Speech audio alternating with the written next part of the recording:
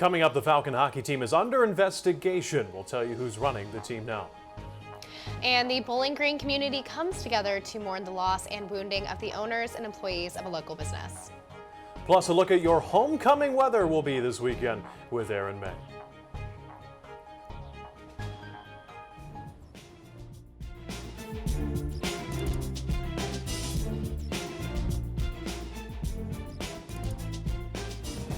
Live from the campus of Bowling Green State University.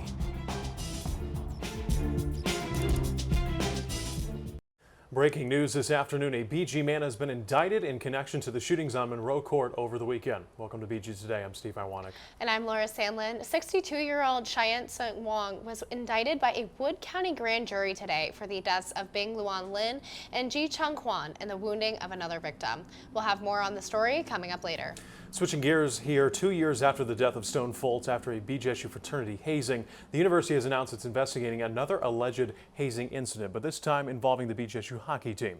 A press release from the university says Falcon hockey coach Ty Eigner has been placed on administrative leave during the investigation. The university says Curtis Carr will take over as head coach. William Sweetage has also been named as an interim advisor. 3 hockey players have also been placed on interim suspension. Later in the newscast, hockey drama continues as a star player leaves the nest. BG24's Lucas Kleinmeyer will bring us more in sports. Students gathered yesterday on campus to hear about the university's plans moving forward. President Rodney Rogers delivered the State of the University address. He returned to the Student Union Ballroom for the first time in 4 years to speak to BGSU. He spoke on the Shanklin Innovation Fund and the Thompson Scholarship Program and the college's hazing efforts. We have not and will not shy away from our shared commitment to investigate any allegations that threaten safety, even if it might impact a high-profile program. The university says that they will work towards a better future. All right, Aaron, the first day of fall is this weekend. The weather has just been absolutely fantastic over the last couple of weeks. What are we looking forward to seeing this upcoming weekend? We're looking for more of the same, Steve. We have a beautiful start to this next season of fall, and today we've had beautiful sunny weather just like we see behind me. A nice light breeze waving the American flag in the background, and it has been fantastic out, and it's been a beautiful day today. It's going to continue to be a beautiful day today. About 82 degrees today with plenty of sun and a nice cool wind to keep you calm down throughout the day. And tomorrow we're seeing a lot more of the same, about 82 degrees, about 57, and once again we're going to have that nice calm breeze going on as we move through the day. As we look into fall and the beginning of the week and homecoming, we're still seeing beautiful weather. I mean, beautiful day for homecoming and football game. 77 degrees, going to be a beautiful day for the Falcons take on the Bobcats, for all the alumni to come home. And a great start to the rest of the week as well. 76 on Sunday, 73 on Monday.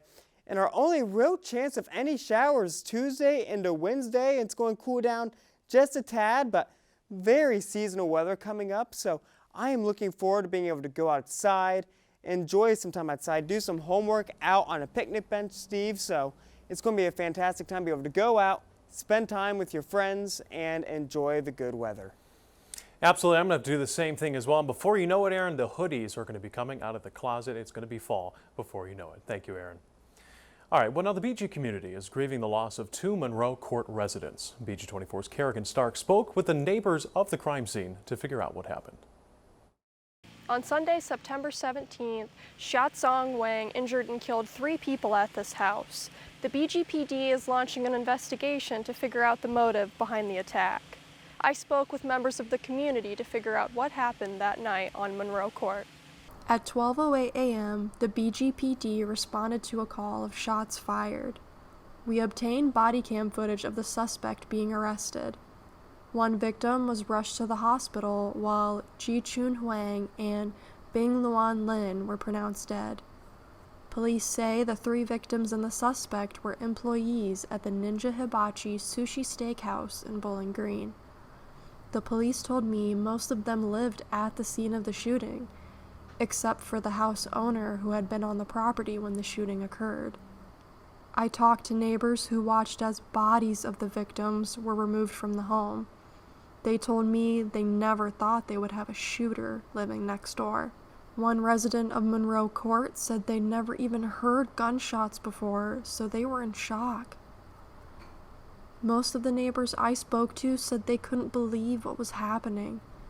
When one of them went outside to see where the noise was coming from, they said they saw the shooter run into the street as he was firing at the two victims.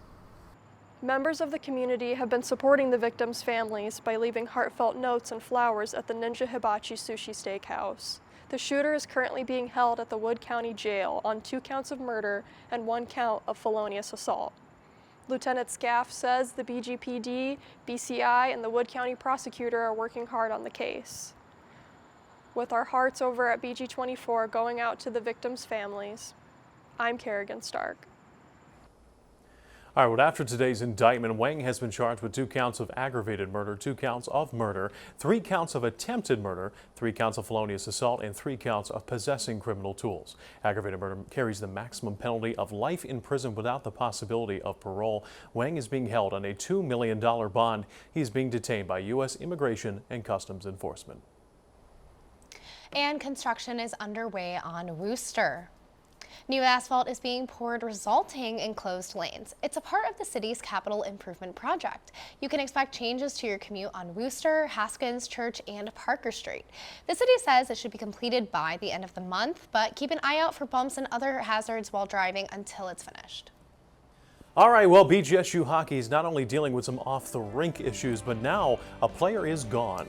That's right. Coming up in sports, who has now left the program following Monday's news. Plus, BG football is prepping for the homecoming showdown with Ohio on Saturday. But is the team actually healthy enough to play? We find out in sports after the break.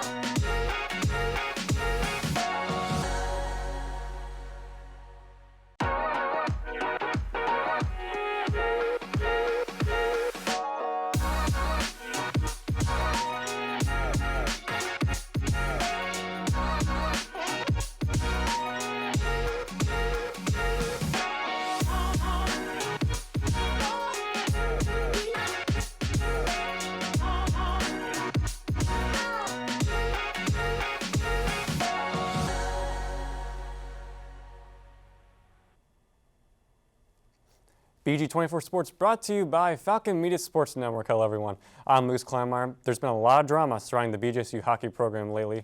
However, some may have missed that a huge name from the 2022 team is now gone.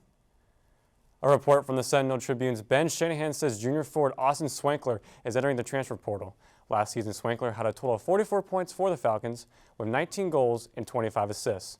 Swankler also led the CCHA with 32 points and 19 assists last season, earning all CCHA first-team honors as well. The Falcons begin their season on October 7th at Robert Morris. A trio of Falcons on BGSU volleyball earned some honors this week. Jessica Andrews, Amanda Otten, and Jaden Walls were all named to the Mid-American Conference East Division Players of the Week list. Andrews earned Defensive Player of the Week, racking up 14 blocks and two matches against Michigan. For Otten and Walls, they split the Setter of the Week award. Walls had 27 assists in Friday's win over the Wolverines, while in Sunday's win, Otten had 22 assists. The Falcons start in action against Northern Illinois tonight at 6 at the Stroh. BGSU football is preparing for the homecoming game on Saturday against the Ohio Bobcats, but this week's been a challenging one, especially because of all the injuries. The toughest one? All the injuries to the quarterback room. Fifth-year quarterback Connor Bazelak is dealing with a calf injury. Second-string quarterback Camden Orth went out in the second quarter against Michigan, leaving third-string Hayden Timoshak the only healthy option in the quarterback room. Scott Leffler talked about how the team is getting ready for Saturday at a press conference on Monday. We're going to take it really day to day, and as you well know, I love practicing and I love having at least one real physical practice and 1/3-quarter physical practice during the week. And I don't know where we're at with it. We made a decision last night that there was no way we could practice today. And so we're taking it day to day, and we were going to have to adapt and adjust. I mean, it is what it is. Kickoff on Saturday is set for 3:30 at the Doit. Sports this week, I'll send it back to you guys at the desk. All right, thank you so much, Lucas. And for all of you, thank you for watching BG Today. Follow us for all the latest news on Twitter at BG24 TV or find us on the web at bgfalconmedia.com. Alrighty, well, we will be back next Thursday with updates from around Bowling Green and Wood County. Have a fantastic afternoon, and thank you for tuning in.